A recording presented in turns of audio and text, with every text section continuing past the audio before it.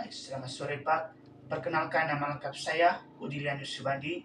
Saya kelas 2024 NPM 24103549. Pada kesempatan ini saya akan menjelaskan tentang teori humanistik. Teori humanistik merupakan salah satu pendekatan psikologi dan pendidikan dalam menekankan potensi, kebebasan, dan kepribadian seseorang manusia. Dalam dalam fase ini, seseorang individu mempunyai hak untuk bebas dan melakukan aktualisasi dirinya secara dengan baik. Dalam pendidikan humanistik juga memandang bahwa nilai-nilai kemanusiaan itu tergantung pada dirinya sendiri. Di sini juga disebut dengan humanizing the classroom, yang bertumpu pada seseorang siswa harus mampu bertanggung jawab atas segala kehidupan yang ia miliki. Jadi, dalam tokoh-tokoh humanistik juga mendefinisikan salah satunya adalah Abraham Maslow. Di sini ia mendefinisikan bahwa teori humanistik harus terpenuhi dari fase yang rendah sebelum ke fase yang lebih tinggi. Jadi, Abraham Maslow juga mendefinisikan 5 kebutuhan. Yang pertama adalah kebutuhan fisiologis, di mana kebutuhan fisiologis merupakan kebutuhan yang dimulai dari fisik manusia. Yang kedua adalah kebutuhan untuk rasa aman. Di antaranya adalah kebutuhan agar terhindar dari sebuah ancaman seperti peperangan, penyakit yang bisa berpengaruh pada dirinya sendiri. Yang ketiga adalah kebutuhan kasih sayang, di mana kebutuhan kasih sayang menekankan pada kehidupan persahabatan seseorang, kekeluargaan, agar terjaganya keharmonisan kehidupan.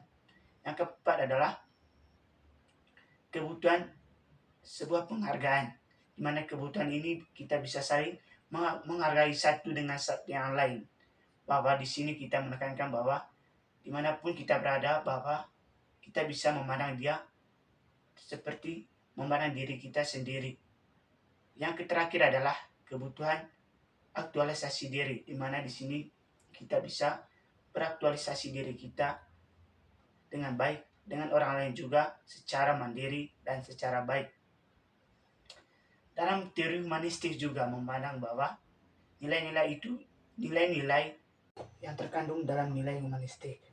Penerapan teori humanistik dalam pembelajaran adalah memanusiakan manusia.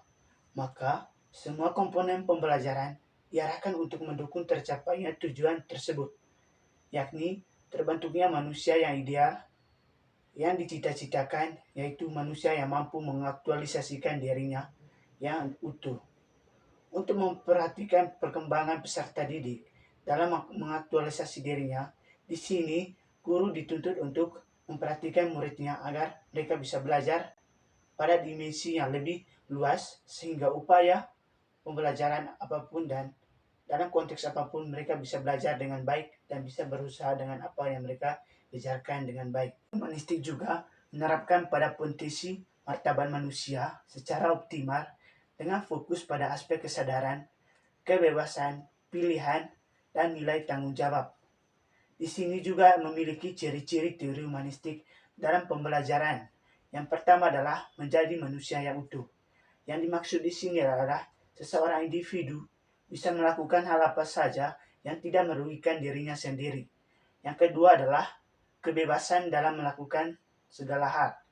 Yang dimaksud kebebasan di sini adalah seseorang individu melakukan sebuah hak yang menurutnya itu merupakan kebenaran.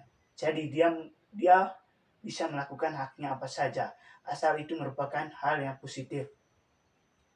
Yang ketiga adalah pengalaman seseorang berperan sebagai fasilitator, sekedar memberi informasi.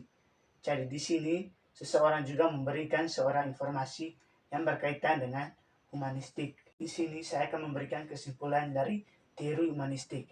Jadi kesimpulan dari teori ini adalah di mana di sini kita menekankan bahwa kita dalam diri kita atau dalam diri seseorang individu harus menekankan dengan hidupnya aksesibilitas diri.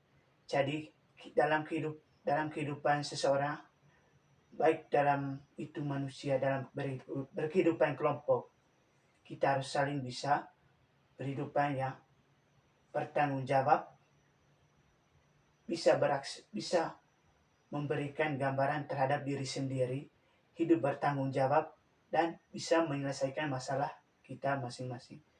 Jadi sekian dari saya. Atas kesempatannya saya ucapkan terima kasih.